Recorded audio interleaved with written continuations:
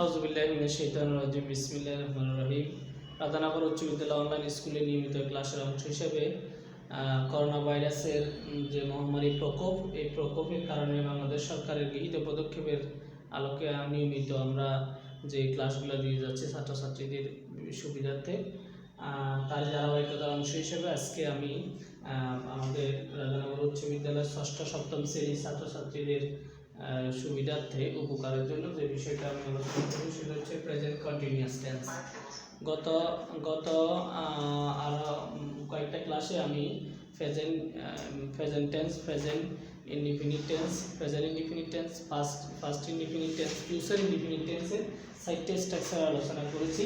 আজকে আমাদের আলোচনার বিষয় হচ্ছে প্রেজেন্ট কন্টিনিউয়াস টেন্স, অর্থাৎ কোনো কাজ সাধারণভাবে হচ্ছে বা চলতেছে কিংবা ঘটতেছে বোঝালে ওই কাজটি বারবার প্রেজেন্ট কন্টিনিউয়াস টেন্স হয়ে থাকে। কোনো কাজ সাধারণভাবে হচ্ছে, তোমরা যদি বই বা খাতার মধ্যে সুযোগ থাকে লিখতে পারো, কোনো কাজ সাধারণভাবে হচ্ছে, ঘটতেছে কিংবা চলতেছে বোঝালে বারবার প্রেজেন্ট কন্টিনিউয়াস টেন্স হয়ে থাকে। কোনো কাজ সাধারণভাবে হচ্ছে, ঘটতেছে কিংবা চলতেছে বোঝালে বারবার প্রেজেন্ট কন্টিনিউয়াস টেন্স হয়ে থাকে। স্ট্রাকচার হচ্ছে subject plus am is are, subject plus am is are plus ভার্বের present form plus ING plus object যদি থাকে এক্সটেনশন।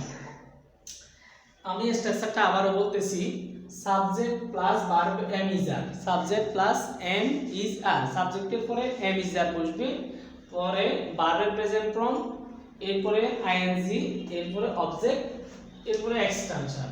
তাহলে তোমরা খাতার মধ্যে অবশ্যই এটা নোট নিবা। আমি কয়েকটা উদাহরণ লিখছি, তোমরা অবশ্যই দেখতেছ।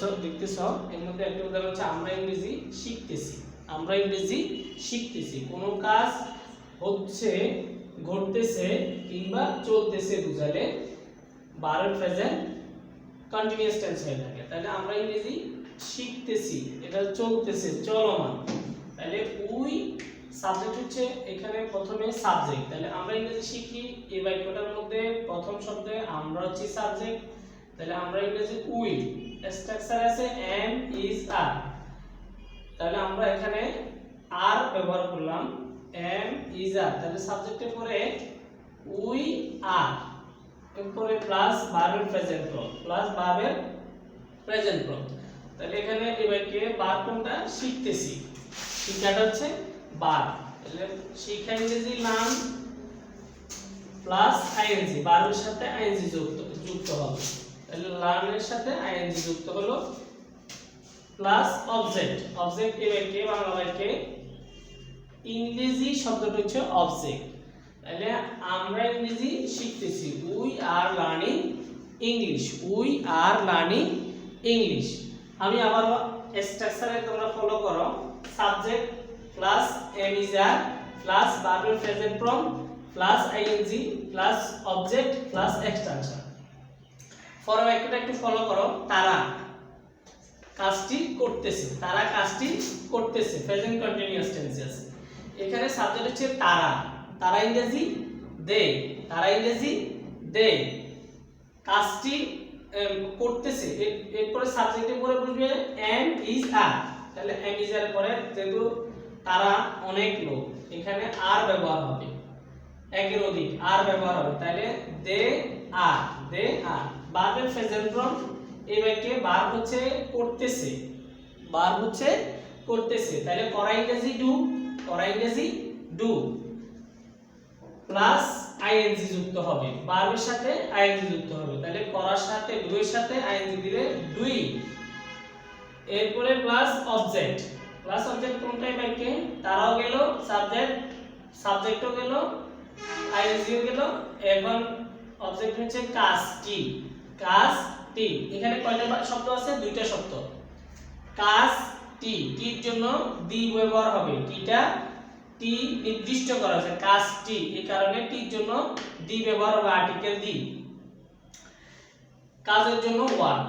তাহলে বাক্যটার মধ্যে আমরা ইংরেজি পাইলাম, তারা কাজটি করতেছে। তাহলে they are doing the work.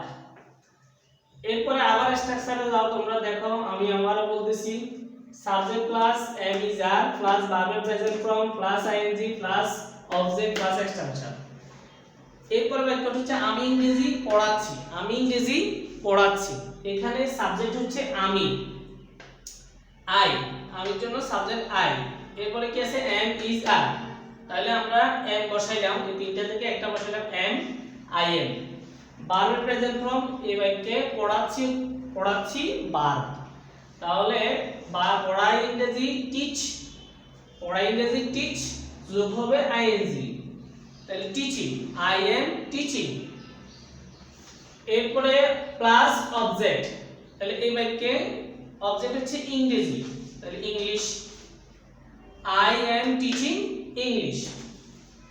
তোমরা আবার স্ট্রাকচারে যাও, subject plus am is are plus ভার্বের present form plus ing plus object plus extension. পরের বাক্যটা দেখো, কৃষকেরা জমি চাষ করতেছে, কৃষকেরা জমি চাষ করতেছে, তাহলে কি দিবে এখানে, কৃষকের হচ্ছে subject, the farmers, the farmers কৃষকেরা, am is are, তাহলে আর বসলো, দি ফার্মার্স আর চাষ করা, চাষ করতেছে, ক্লথিং, ক্লথ যুক্ত হবে ing ভার্বের সাথে, ক্লথিং কি চাষ করতেছে, জমি, জমিটা হচ্ছে অবজেক্ট, দি ল্যান্ড, কৃষকেরা জমি চাষ করতেছে, the farmers are clothing the land.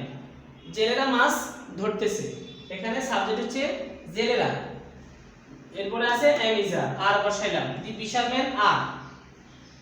Verb হচ্ছে, ভার্বের প্রেজেন্ট ফর্ম হচ্ছে ধরতেছে, ধরা, ধরার জন্য ক্যাচ যুক্ত বা ing, ক্যাচিং, কি ধরতেছে, মাছ, মাছ হচ্ছে অবজেক্ট, ফিশার, ফিশ, দি ফিশারম্যান ক্যাচ ক্যাচিং ফিশ, দি ফিশারম্যান ক্যাচ, দি ফিশারম্যান, দি ফিশারম্যান ক্যাচিং ফিশ। তাহলে তোমরা অবশ্যই স্ট্রাকচারের আলোকে বাক্যগুলা বুঝার তোমাদের অবশ্যই সুযোগ হয়েছে। সেম বাক্যগুলোকে আমি আবার নেগেটিভ করব, তোমরা আমার পরবর্তী ক্লাসে একদম সেম বাক্যগুলোকে আমি নেগেটিভ করব। তোমরা অবশ্যই এই ক্লাসটা যদি ভালোভাবে অনুধাবন করতে পারো, এই শব্দগুলো ভালোভাবে যদি বুঝতে পারো, স্ট্রাকচারটা ভালোভাবে বুঝতে পারো, তাহলে তোমরা পরে নেগেটিভটা ক্লিয়ার ভাবে বুঝতে পারবে। সবাইকে ধন্যবাদ জানাচ্ছি, অবশ্যই নিয়মিত ক্লাসে অংশগ্রহণ করবে। আর যারা অ্যাসাইনমেন্ট লিখতেছ, অ্যাসাইনমেন্টের জন্য যেভাবে সহযোগিতা নেওয়া দরকার, বইয়ের সহযোগিতা, টিচারদের সহযোগিতা অবশ্যই তোমরা নিবা তোমাদের সুবিধার্থের জন্য। সবাইকে ধন্যবাদ, আল্লাহ হাফিজ।